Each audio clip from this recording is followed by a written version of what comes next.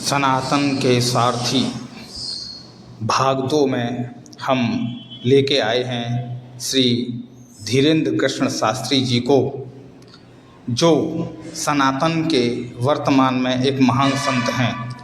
सनातन धर्म के लिए उन्होंने बहुत ही महत्वपूर्ण कदम उठाए हैं, जिसमें सामूहिक विवाह, अनाथ बच्चियों का सामूहिक विवाह और उसके लिए पूरा धन धान्य से दे करके एक पिता की तरह अनाथ बच्चियों की शादी करते हैं।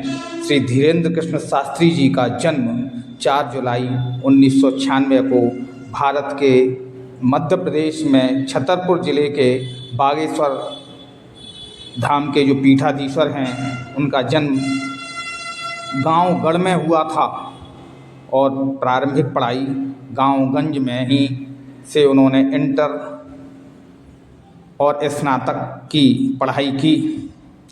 ख़ास तौर से उनका जो मेन उद्देश्य है वो सनातन को पूरी तरह से लोगों तक पहुंचाना है।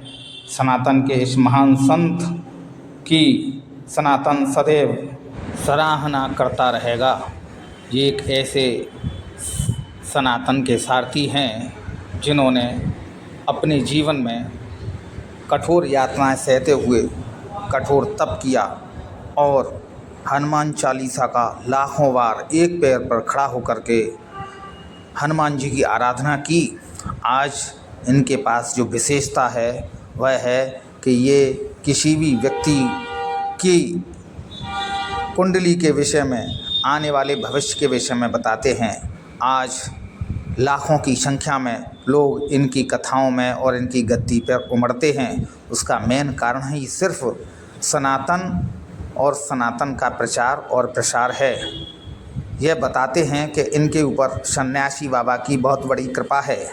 जहाँ यह पीठाधीश्वर हैं, उस महान गद्दी को कहते हैं बागेश्वर धाम। इस बागेश्वर धाम में जो भी जाता है वो कुछ न कुछ लेकर के आता है। इस बागेश्वर धाम की जो महिमा है वो आज पूरे विश्व में विख्यात हो रही है। श्री धीरेंद्र कृष्ण शास्त्री जी सभी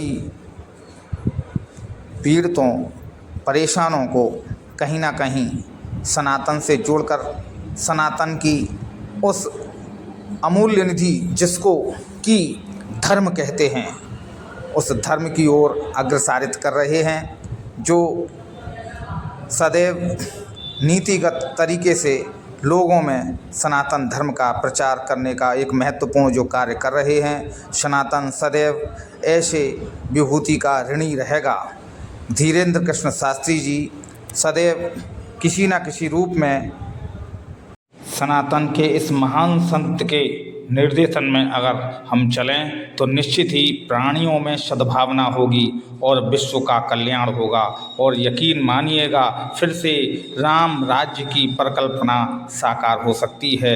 ऐसे ही संत जो निस्वार्थ होकर के देश, समाज और जन समूहों के लिए कार्य करेंगे तो निश्चित ही राम राज्य और कृष्ण राज्य की अवतारणा को हम वाकई महसूस कर सकते हैं। जय सनातन संस्कृति की। हम अगले मंगलवार को ठीक 8:30